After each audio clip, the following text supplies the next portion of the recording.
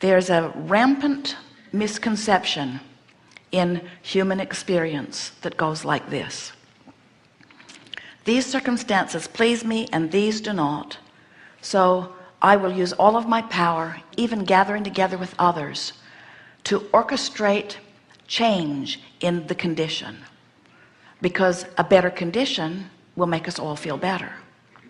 And we say, how's that working out?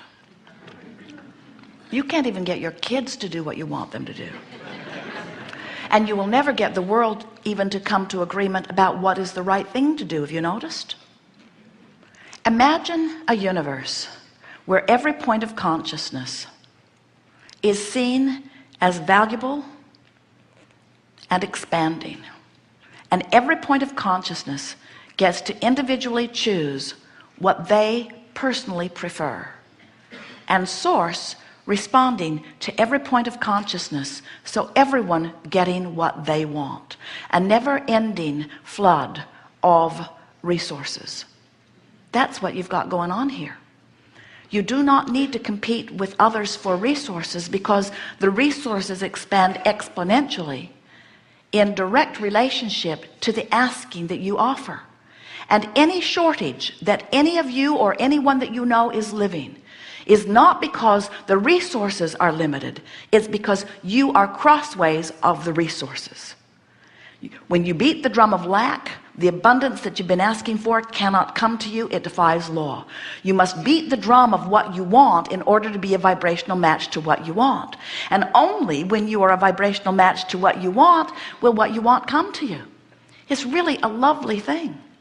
It's so nice to know that in this plethora of emotions, that there is always one emotion that you can always reach from wherever you are, and that is the emotion of relief. If you are in despair, you cannot find the emotion of appreciation. They are very different vibrationally. And in fact, when you reach for the vibration of appreciation from your place of despair or depression or anger or fear, you can't find it. It's too far apart. But you could find a thought that feels a little better. You could find a thought that feels a little better.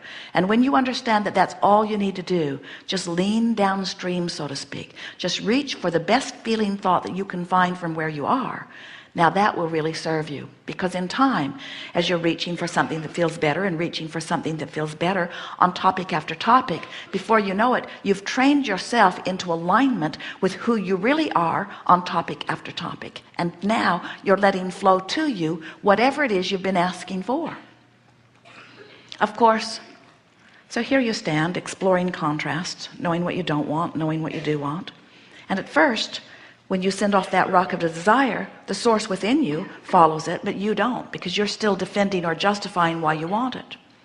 But when you begin to turn your attention to what you want and why you want it, and you begin to talk about why you want it rather than how you're going to get it, or when it's going to come, or where it's going to come from, as you begin to talk about what you want and why you want it, you turn in the direction of it, and you begin closing that gap. As you close the gap, circumstances, events begin to line up for you, and you begin to notice that all around you things are lighting up. There's this never-ending unfolding that is taking you right to where you want to be. We think it is such a lovely thing when you catch on that your emotions tell you everything, and that the better you feel, the more you are moving toward what you want, and the worse you feel, the more you are not. We also think it's a wonderful thing that you have manifestations that show you exactly where your vibration is. Do you understand that whatever it is you are living is a perfect vibrational match to what you've been thinking and feeling? Isn't that nice to know? Nothing that you're living just came out of the blue. Sometimes it comes out of the oblivious, but it never comes out of the blue. You're offering a vibration about it, or it could not happen. Let's say that there's a condition in your body and it's not pleasing, maybe even frightening to you. And we say, oh, all it is a manifestational indicator of vibration. If you don't like the manifestation, just change the vibration and the manifestation must shift. Very simple. We don't see you at your gas station, slumped there in the driver's seat, looking at the empty indicator, in total despair. You roll your window down and wait for the nice man to come, and you explain to him that you had hoped for so much more. Look at my indicator. I guess I'm pretty much finished.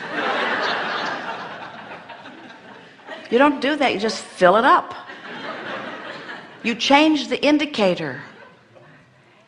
And we want you to understand that you can change the indicator, which means you can change any manifestation. It doesn't matter if you have 12 what they call deadly diseases. It's only an indicator of vibration, and vibration is only what you've been thinking. Change the thought, change the vibration, the indicator must change. It is law. But if you are like so many people who offer your vibration because of what you're looking at, do you see the problem you would have at the gas station? You're looking at the empty indicator, which means you're done. And we want you to understand that the indicators change so rapidly. But more than 99% of every creation is completed vibrationally before you see the evidence. So you can change the thought, which changes the indicator, which is the emotional response. But it's a little while before the manifestation catches up with the emotional indicator. What we want you to accomplish as a result of our conversation here today, we want you to decide that you are going to be someone who, just for a while, give it 30 days and watch your life transform. Let your emotional indicators be the indicators that matter. So you go to the doctor, he says, "You're dying," and you say, "Aren't we all?" He says, "No, I mean you're on the fast track." You say, "I like the sound of that in most regards." He says, "No, I'm here to tell you that there isn't anything more that can be done for you, because the indicators in your body show me that you are on your way out of this body."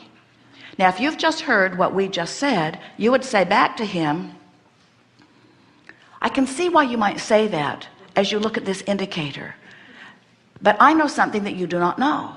I have changed the vibrational basis that is the reason for this indicator, so that indicator has to shift." And he would say, "No, no, no, I don't think so. I just gave you a test." And you would say, "Oh, I know. But 99% of my vibration shifts before the manifestation shifts. So I'm not using your indicators, I'm using my indicators. And my feeling of hope is the indicator that tells me I've shifted. My indicator of positive expectation is the indicator that shows me that I've shifted. And I've come to know that when my vibration shifts, my indicator shifts. So keep watching, Doc, because you're going to see something different here once I get 99% of it completed vibrationally." Now, if he's wise, he'll say, "I've seen things like this before. There have been a handful of scantily documented cases where someone disagreed with my ruling and surprised me." And we say, you can only do that when you let your own vibrational gap be what you're giving your attention to. If you're listening to the peanut gallery out there, everybody's got a different opinion of where you are in relationship with where they think you should be. And we want you to understand that the only relationship that matters is where you are in relationship with who life has caused you to become. And we would like to say to you that the sicker you are in your physical body, the weller you are vibrationally. And the weller you are vibrationally, the stronger the call of source is. But you've got to turn in the direction of it. And fear is turned upstream. We see you. You take your raft down to the river, you put it in, and invariably